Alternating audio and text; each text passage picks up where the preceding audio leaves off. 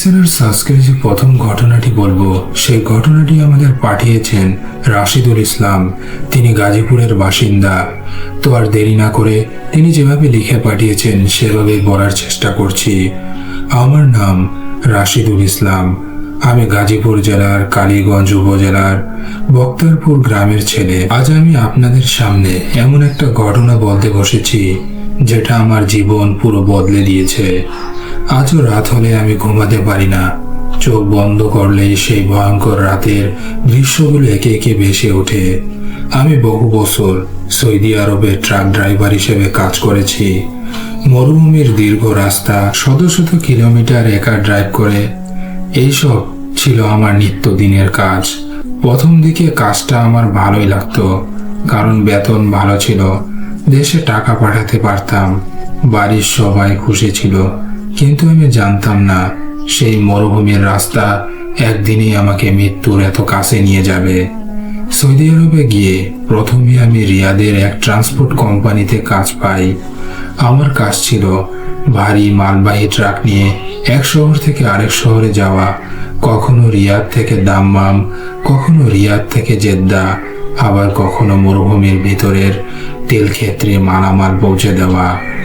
কিন্তু প্রথম কয়েক মাস সবই স্বাভাবিক ছিল। ধীরে ধীরে আমি কিছু অদ্ভুত বিষয় লক্ষ্য করতে শুরু করি। অনেক পুরনো ড্রাইভার বলতো রাতে মরুভূমির নির্জন রাস্তা এড়িয়ে চলবে। আমি এসব শুনে হাসতাম। আমি ভাবতাম এত বড় মানুষ হয়েও এসব কুসংস্কারে বিশ্বাস করে। একদিন আমি জিজ্ঞেস করলাম, কেন ভাই রাতে কি হয়? একজন বৃদ্ধ পাকিস্তানি ড্রাইভার আমার দিকে তাকিয়ে বলল, রাতের রাস্তার পাশে কেউ সাহায্য চাইলে গাড়ি থামাবেন না একদম। আমি বললাম, মানুষ বিপদে পড়লে সাহায্য করব না কেন? লোকটা নিচু গলায় বলল, সবাই মানুষ হয় না। তার চোখের চাহনি দেখে আমার শরীর ঠান্ডা হয়ে গিয়েছিল। ঘটনাটা ঘটেছিল 2021 সালের নভেম্বর মাসে। সেই দিন রাতে আমাকে রিয়াদ থেকে একটি দূরবর্তী তেল ক্ষেত্রে জরুরি যন্ত্রপাতি নিয়ে যেতে বলা হয়। ম্যানেজার বলল, ভোরের আগে পৌঁছাতেই হবে। আমি রওনা দিলাম। রাত তখন প্রায় 11টা। চারপাশে শুধু অন্ধকার আর মরুভূমি। রাস্তার দুপাশে বালির পাহাড়। আকাশে চাঁদও ছিল না। ট্রাকের হেডলাইট ছাড়া আর কোনো আলো নেই। প্রথম কয়েক ঘন্টা সবই ঠিকঠাকই ছিল। রেডিও চালিয়ে আমি ড্রাইভ করছিলাম। কিন্তু রাত যখন গভীর হচ্ছিল তত একটাই অদ্ভুত অস্বস্তি বাড়ছিল। মনে হচ্ছিল কেউ যেন আমাকে দেখছে। বারবার রিয়ার ভিউ মিররে তাকাচ্ছিলাম আমি, কিন্তু পিছনে কিছুই ছিল না। রাত প্রায় 2টা। আমি মরুভূমির একেবারে নির্জন অংশে পৌঁছেছি। হঠাৎ সামনে দেখি রাস্তার মাঝখানে সাদা পোশাক পরা একজন দাঁড়িয়ে রয়েছে। আমি ব্রেক জোরে চাপলাম। ট্রাক থেমে গেল। আমার বুক ধড়ফড় করছিল। আমি হর্ন দিলাম, কিন্তু লোকটা নড়ল না। সে মাথা নিচু করে দাঁড়িয়ে রইল। আমি কেবিনের জানালা দিয়ে চিৎকার করলাম, এই রাস্তা থেকে সরে যান। কোনো উত্তর নেই। তারপর সে ধীরে ধীরে মাথাটি তুলল। আমি জমে গেলাম, কারণ তার মুখ দেখাই যাচ্ছিল না। মুখটা যেন অন্ধকারে ঢাকা। আমি সাথে সাথে বৃদ্ধ ড্রাইভারের কথা মনে করলাম। রাতে কেউ দাঁড়িয়ে থাকলে গাড়ি থামাবে না কিন্তু। আমি দ্রুত গিয়ার বদলে পাশ কাটিয়ে বেরিয়ে যেতে চাইলাম, কিন্তু ট্রাক স্টার্ট নিচ্ছে না। ইঞ্জিন বন্ধ হয়ে গেল। বারবার চাবি ঘোরালাম, কাজ হচ্ছে না। আমার হাত কাঁপছে। আমি সামনে তাকালাম, লোকটা নেই। রাস্তা ফাঁকা। আমার শরীর ঠান্ডা হয়ে গেল। হঠাৎ ঠক ঠক করে আমার ড্রাইভারের দরজায় শব্দ হলো। আমি জমে গেলাম। বাইরে তাকানোর সাহস হচ্ছিল না। আবার শব্দ। আমি ধীরে ধীরে জানালার দিকে তাকালাম, কেউ নেই, কিন্তু শব্দ হচ্ছে। এবার ট্রাকের পেছনে কিছু একটা আঘাত করলো, জোরে সোরেই। মনে হলো কেউ ট্রাকের বডিতে উঠেছে। আমি দ্রুত ইঞ্জিন স্টার্ট দিলাম। এবার ট্রাক স্টার্ট নিল। আমি পুরো গতিতে গাড়ি চালাতে শুরু করলাম, কিন্তু পিছন থেকে শব্দ আসছে, একইভাবে দাম দাম করে আওয়াজ। মনে হচ্ছিল কেউ ট্রাকের উপরে হাঁটছে। আমি ভয়তে কাঁদতে শুরু করে দেই। মুখে শুধু কালিমা পড়ছিলাম। হঠাৎ সামনে রাস্তার ওপর বালির ঝড় উঠল। দৃষ্টিসীমা একদমই শূন্য। আমি ব্রেক চাপলাম, কিন্তু ট্রাক পিছলে গেল। তার উপরে দাম। ট্রাক রাস্তা থেকে ছিটকে পড়ে গেল মরুভূমির ডালে। আমি স্টিয়ারিং এর মাথা ঠুকে অজ্ঞান হয়ে গেলাম। জ্ঞান ফেরলো ভোরের দিকে। চারপাশ তখন অন্ধকার। কেবিন ভেঙে গেছে, আমার মাথা ফেটে রক্ত পড়ছে, পা নাড়াতে পারছিলাম না। মোবাইল ভেঙে গেছে, পানি নেই, আমি মরুভূমির মধ্যে আটকে আছি। আমি চিৎকার করলাম, বাঁচাও। কোনো উত্তর নেই, শুধু বাতাসের শব্দ। কিছুক্ষণ পর আমি শুনলাম কেউ যেন ট্রাকের বাইরে হাঁটছে, খস খস করে। আমি ভাবলাম উদ্ধারকারীর দল এসেছে। আমি চিৎকার করলাম, এই আমি এখানে। কোনো উত্তর নেই, শুধু সেই হাঁটার শব্দ। তারপর জানালার বাইরে একটা ছায়া দেখা গেল। আমি তাকিয়ে রইলাম। সেটা মানুষের মতো, কিন্তু খুবই লম্বা, আর তার চোখ দুটো অন্ধকারে জ্বলছিল। আমি চিৎকার করে অজ্ঞান হয়ে গেলাম। আমি যখন দ্বিতীয়বার জ্ঞান ফিরে পেলাম, তখন সকাল হয়ে গেছে। সূর্যের আলো কেবিনের ভাঙা কাচ দিয়ে আমার মুখে পড়ছিল। মাথাটা ভারী লাগছিল। চোখ খুলতে বুঝলাম আমি এখনো ট্রাকের কেবিনে আটকে আছি। মাথায় তীব্র ব্যথা, শরীরের বিভিন্ন জায়গা কেটে গেছে। সবচেয়ে ভয়ঙ্কর এবং খারাপ অবস্থা ছিল আমার বাম পায়ের, লোহার অংশে আটকে গিয়েছিল। আমি নড়তে গেলেই ব্যথায় চিৎকার হচ্ছিল। কিন্তু আশেপাশে তখন কেউ ছিল না। চারদিক শুধু মরুভূমি, অনন্তহীন বালি আর নীরবতা। আমি আবার আগের রাতের ঘটনা মনে করতে চেষ্টা করলাম। রাস্তার মাঝে দাঁড়িয়ে থাকা সেই সাদা পোশাকের মানুষ, তারপর দরজার শব্দ, তারপর ট্রাকের ওপরে কারো হাঁটার শব্দ, আর শেষে ভয়ঙ্কর দুর্ঘটনা। সব মনে পড়তেই শরীর ঠান্ডা হয়ে গেল। আমি নিজেকে বোঝালাম, চেষ্টা করলাম এসব ভয় আর ক্লান্তির কারণে ভুল শুনেছি। কিন্তু কিছুক্ষণ পর বুঝলাম বিষয়টা এত সহজও না। কেবিন থেকে কোনো মতে শরীর বের করে আমি ট্রাকের পিছনের অংশের দিকে তাকালাম। যে যন্ত্রপাতিগুলো আমি নিয়ে যাচ্ছিলাম সেগুলোর বাক্স ছিঁড়ে ছড়িয়ে আছে। কিছু ভারী লোহার বাক্স দূরে পড়ে আছে। কিন্তু একটা জিনিস দেখে আমার বুকটা কেঁপে উঠল। ট্রাকের পেছনের ধাতব দরজায় গভীর আঁচড়ের দাগ। এমনভাবে ধাতু বেঁকে গেছে যেন কেউ বিশাল শক্তি দিয়ে টেনেছে। আমি কাছে গিয়ে দেখলাম আঁচড়গুলো মানুষের হাতের মতো না, পাঁচটা ধারালো দাঁত, এবং দাগও বটে, যেন বিশাল কোনো নখ দিয়ে কাটা হয়েছে। আমি স্থির হয়ে দাঁড়িয়ে রইলাম।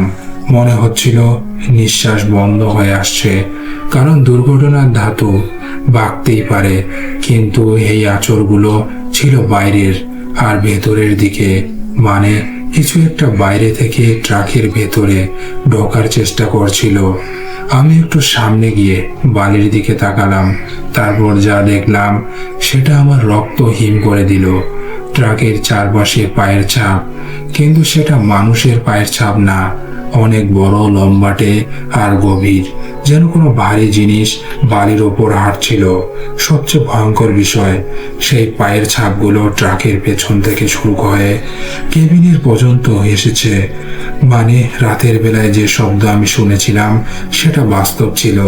আমি পেছনে তাকালাম, মরুভূমির বালির দিকে সেই ছাপগুলো দূরে চলে গেছে, যেন কিছু একটা হাঁটতে হাঁটতেই মরুভূমির ভিতর হারিয়ে যায়। আমার মাথা ঘুরতে লাগলো।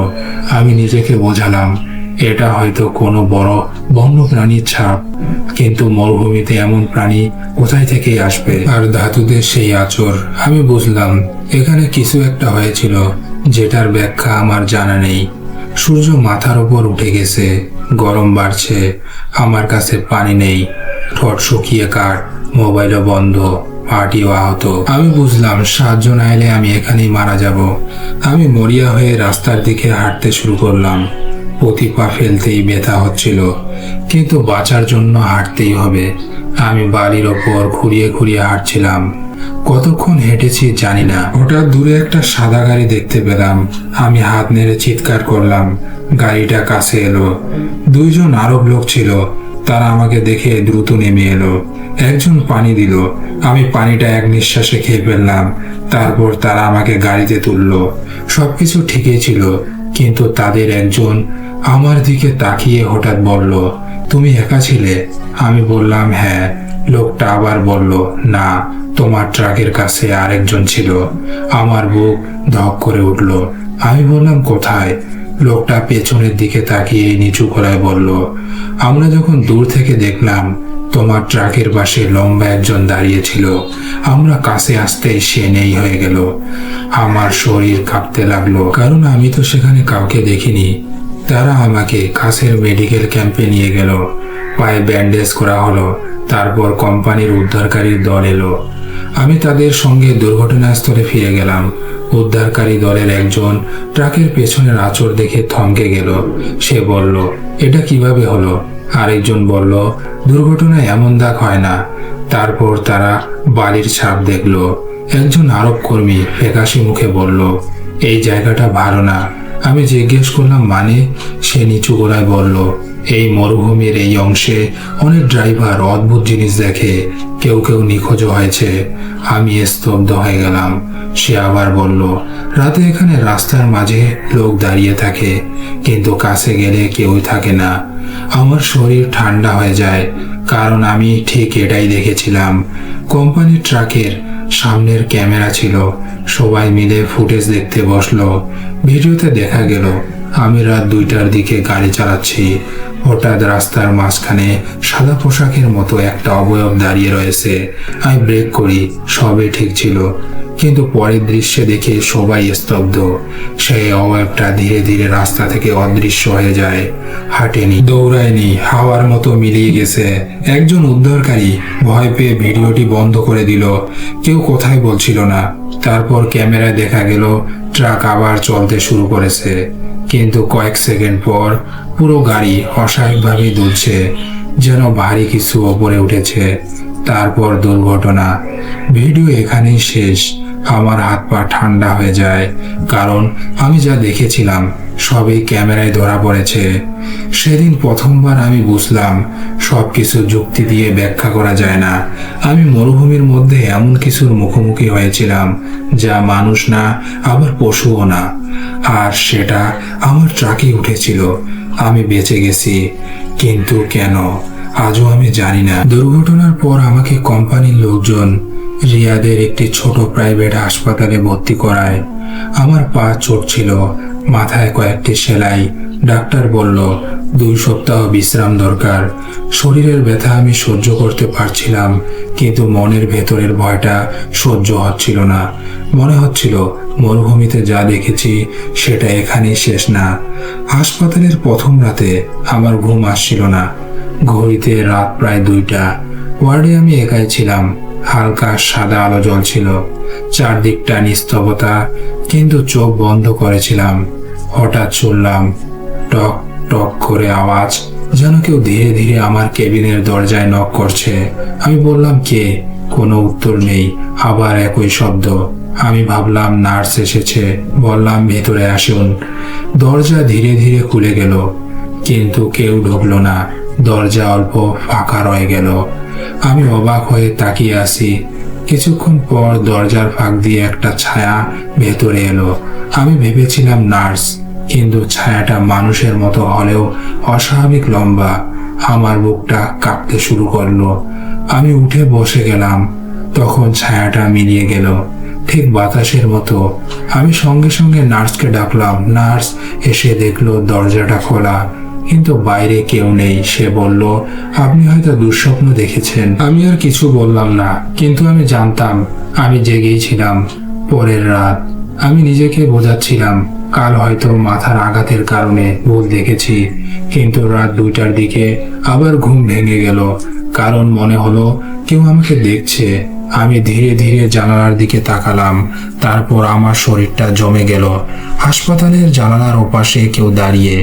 একটা মুখ অন্ধকারে স্পষ্ট না, কিন্তু 2টো চোখ জ্বলছে। আমি চিৎকার করে উঠলাম। নার্সরা দৌড়ে এলো। আমি জানালার দিকে আঙুল দেখালাম। আমি বললাম, ওখানে কেউ তো ছিল। তারা বাইরে দেখলো কেউ নেই, কিন্তু একজন নার্স বলল, জানালার বাইরে মানুষের দাঁড়াবার জায়গা নেই, কারণ আমার কেবিন ছিল 2য় তলায়। জানালার বাইরে শুধু ফাঁকা দেওয়াল। আমি কাঁপতে শুরু করলাম, কারণ আমি স্পষ্ট দেখেছি কেউ জানালার বাইরে দাঁড়িয়ে ছিল। পরদিন কোম্পানির ম্যানেজার আমাকে দেখতে এলো। আমি তাকে সব বললাম। সে অস্বাভাবিকভাবে চুপ হয়ে গেল। তারপর বলল, এই ঘটনা নিয়ে আর কারোর সাথে কথা বলবে না। আমি অবাক হয়ে বললাম, কেন? সে নিচু গলায় বলল, কারণ এই রুটে আগেও এমন ঘটনা ঘটেছে, এসবও হয়েছে। আর আমার বুকটা কেঁপে উঠতে শুরু করেছিল তখন। আমি বললাম, মানে? সে বলল, গত 3 বছরে 3 জন ড্রাইভার একই ধরনের ঘটনা বলেছে। একজন নিখোঁজ, একজন পাগল হয়ে গেছে, আরেকজন দেশে ফিরে গেছে। আমি স্তব্ধ হয়ে গেলাম। সে আবার বলল, কোম্পানি এসব বিশ্বাস এবং প্রকাশ করা চায় না, করলেই লোকজন এই রুটে কাজ করবে না। আমি জিজ্ঞেস করলাম, তারা কি দেখেছিল? ম্যানেজার আমার চোখের দিকে তাকিয়ে বলল, রাস্তার মাঝে সাদা পোশাকের একজন। আমার শরীর ঠান্ডা হয়ে গেল, কারণ আমি একই জিনিস দেখেছিলাম। আমি ভেবেছিলাম হাসপাতালে যা হচ্ছে তা হয়তো ভয় থেকে, কিন্তু তৃতীয় রাতে একটা ঘটনা আমার বিশ্বাস পুরো বদলে দিল। সেদিন রাতে নার্সরা আমার কেবিনের বাইরে সিসিটিভি ফুটেজ দেখে আতঙ্কিত হয়ে যায়। একজন নার্স দৌড়ে এসে আমাকে জিজ্ঞেস করলো, রাতে কেউ আপনার রুমে এসেছিল? আমি বললাম, না। সে ভয় পাওয়া কণ্ঠে বলল, ক্যামেরায় দেখা গেছে রাত 2টায় একটা লম্বা কালো ছায়া আপনার দরজার দিয়ে ভেতরে ঢুকেছে, কিন্তু বের হতে দেখা যায়নি। আমার গায়ে কাঁটা দিয়ে উঠলো। আমি বললাম, ফুটেজ দেখান। ভিডিওতে দেখা গেল করিডোর ফাঁকা। তারপর ধীরে ধীরে একটা অস্বাভাবিক লম্বা ছায়া দরজার সামনে এসে দাঁড়ালো। তারপর দরজা না খুলেই ভেতরে ঢুকে গেল। ভিডিও দেখে আমার গায়ের প্রতিটি লোম যেন খাড়া হয়ে গেছে, কারণ সেই সময় আমি রুমের ভেতরেই ছিলাম। মানে যে জিনিসটা মরুভূমিতে ছিল সেটা হাসপাতাল পর্যন্ত এসেছে।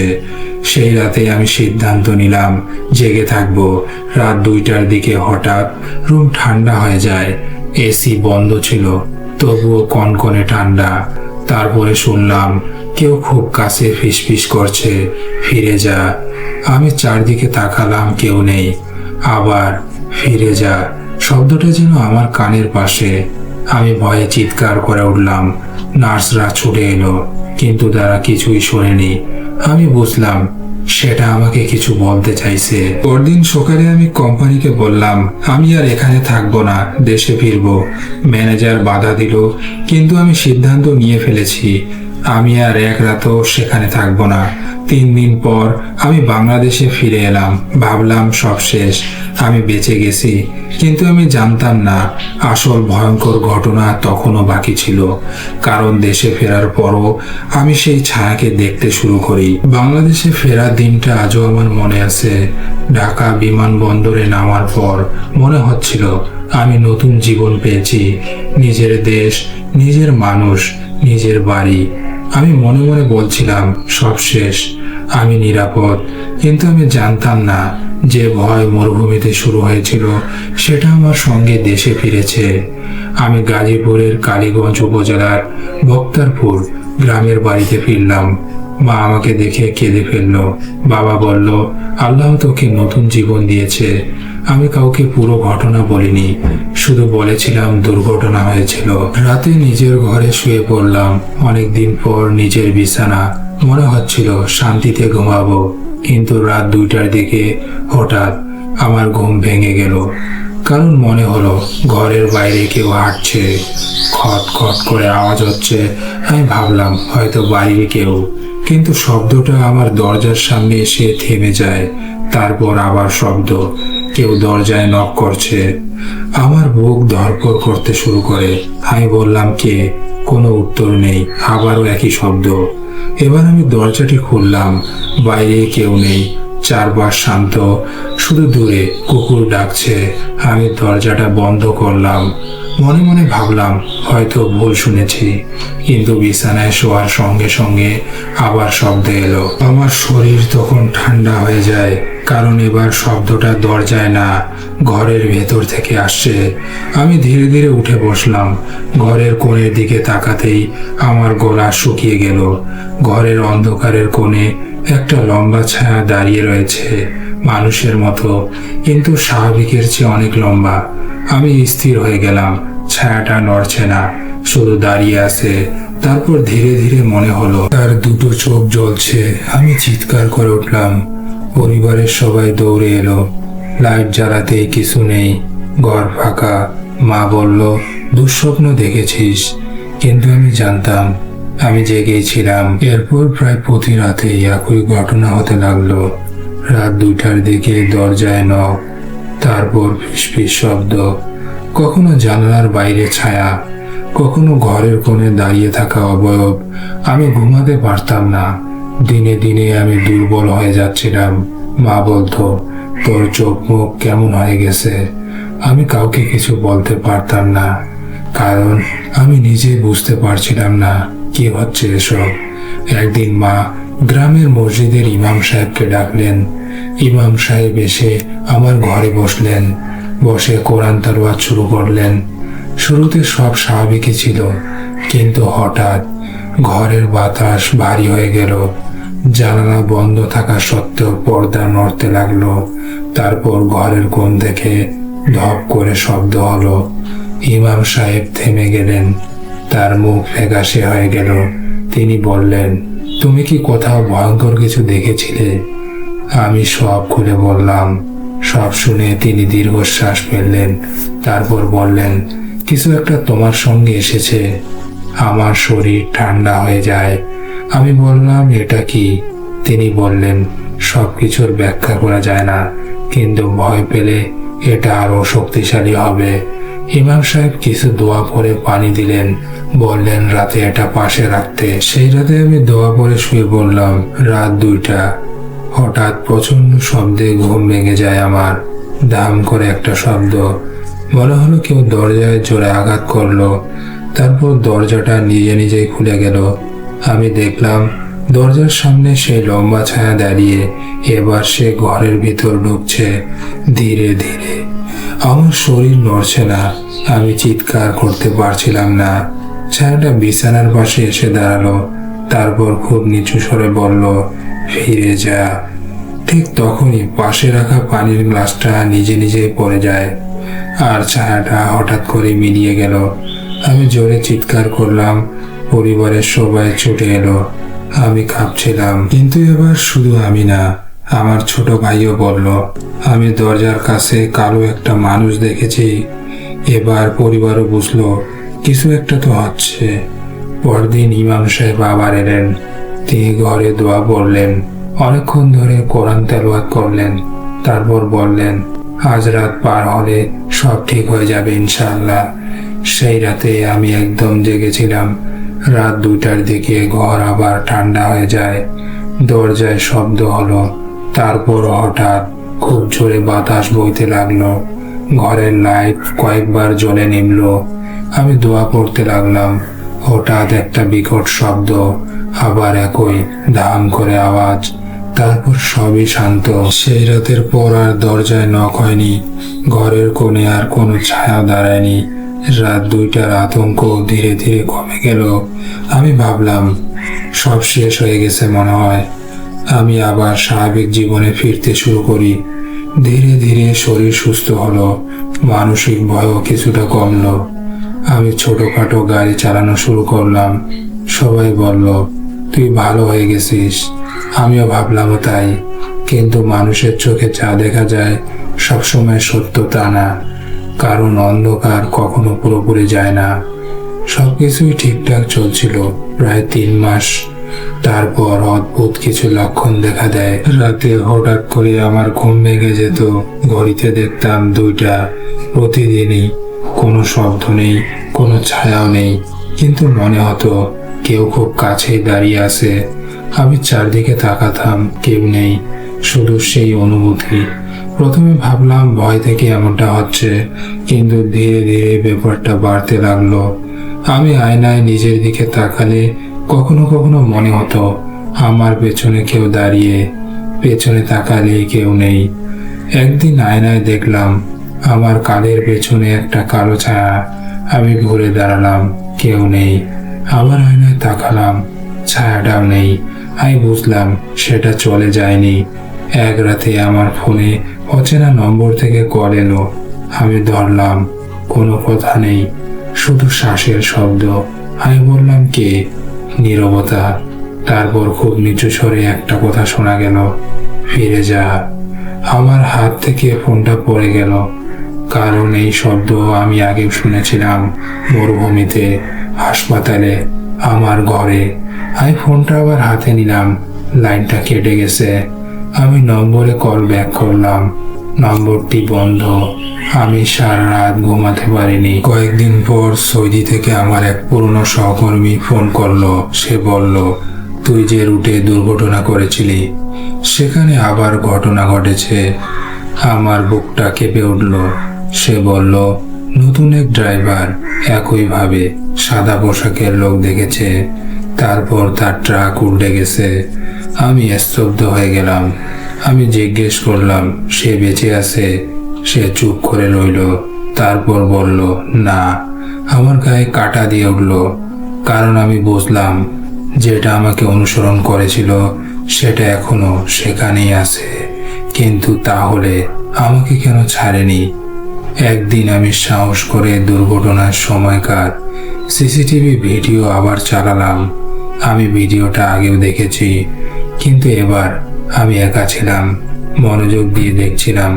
ভিডিওতে সব আগের মতোই, রাস্তার মাঝে সাদা অবয়ব, ট্রাক থামা, তারপর অবয়বটা মিলিয়ে যাওয়া। হঠাৎ একটা জিনিস আমার চোখে পড়ল।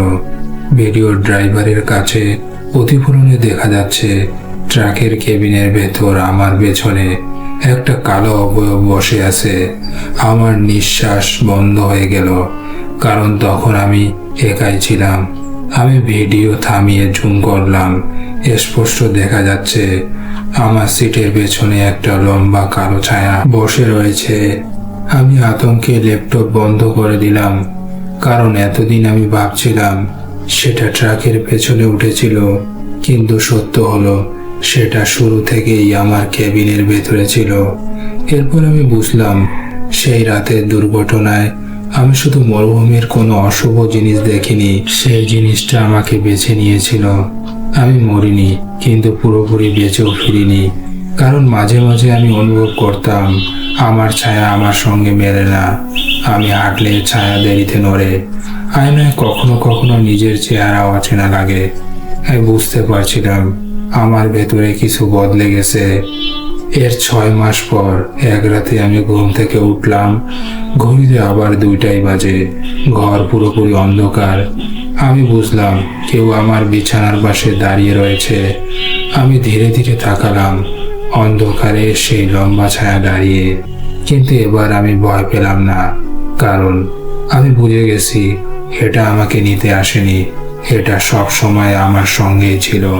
ছায়াটা ধীরে ধীরে এগিয়ে এলো, তারপর আমার কানে ফিস ফিস করে বলল, এবার তুই প্রস্তুত। আমি চোখ বন্ধ করলাম, আর কিছু মনে নেই। পরদিন সকালে পরিবার দরজা ভেঙে আমাকে অচেতন অবস্থায় পায়।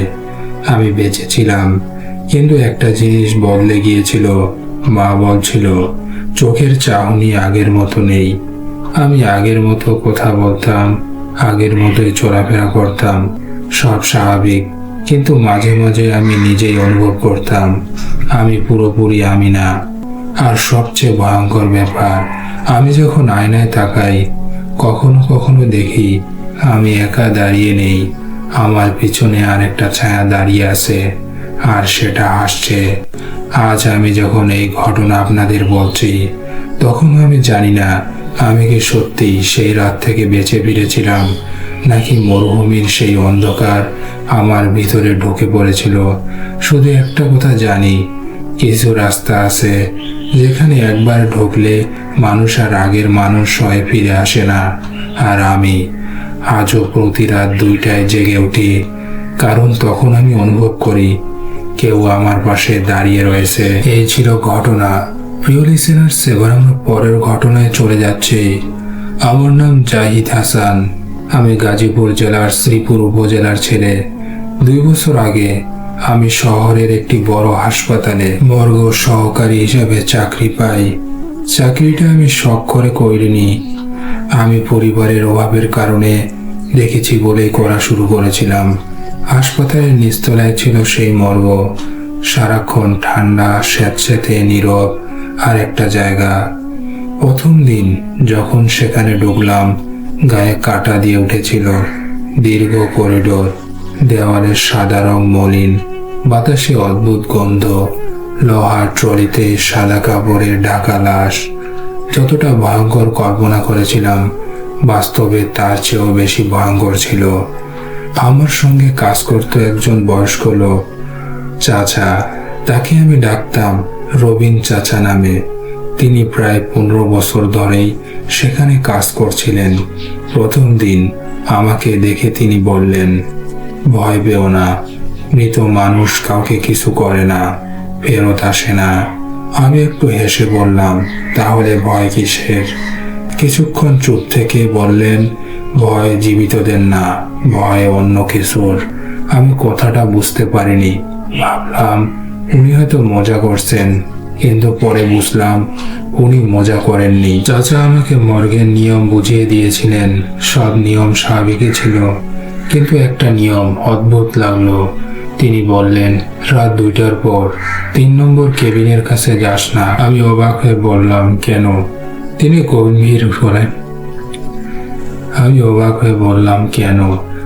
গম্ভীর মুখে বললেন, যা বলেছি মনে রাখবি, কারণ জিজ্ঞেস করিস না।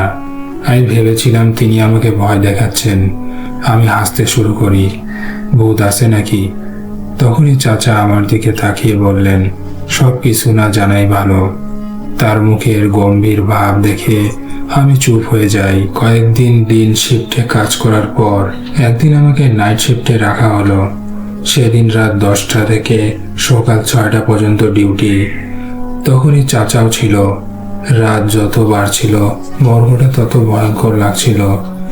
উপরে হাসপাতালে কিছু শব্দ শোনা যায়, কিন্তু নিচতলার মর্গে শুধু ফ্রিজের গুঞ্জন আর মাঝে মাঝে পানির টুকটাক আওয়াজ। রাত প্রায় 1টার দিকে চাচা বললেন, আমি একটু উপরে যাচ্ছি, তুই এখানেই থাক। আমি একা হয়ে গেলাম। আমি ডেস্কে বসেছিলাম, হঠাৎ শুনলাম একটা শব্দ। মনে হলো কোনো ধাতব দরজা ধীরে ধীরে খুলছে। আমি উঠে দাঁড়ালাম। শব্দটা এসেছে 3 নম্বর কেবিন থেকে। আমার বুক ধড়ফড় করতে শুরু করে। আমি করিডোরের দিকে তাকালাম। 3 নম্বর কেবিনের দরজা অল্প ফাঁকা। আমি ভাবলাম হয়তো ঠিক মতো বন্ধ ছিল না। আমি ধীরে ধীরে দরজার দিকে গেলাম। ভেতরে তাকালাম। একটা লাশ ট্রলিতে শুয়ে আছে, সাদা কাপড়ে ঢাকা। সবই স্বাভাবিক। আমি দরজাটা বন্ধ করে দিলাম। নিজেকে বললাম, অকারণে ভয় পাচ্ছি। কিছুক্ষণ পর আবার শব্দ আসলো। আমি তাকিয়ে দেখি 3 নম্বর কেবিনের দরজা আবার খুলে যাচ্ছে। প্রিয় লিসেনার্স, এরপরে তার সাথে কি ঘটলো জানতে হলে অবশ্যই আমাদের চ্যানেলটি সাবস্ক্রাইব করে বেল নোটিফিকেশন অন করে দিবেন। অবশ্যই আমি ঘটনাটা বলার চেষ্টা করব। ভালো থাকবেন, সুস্থ থাকবেন।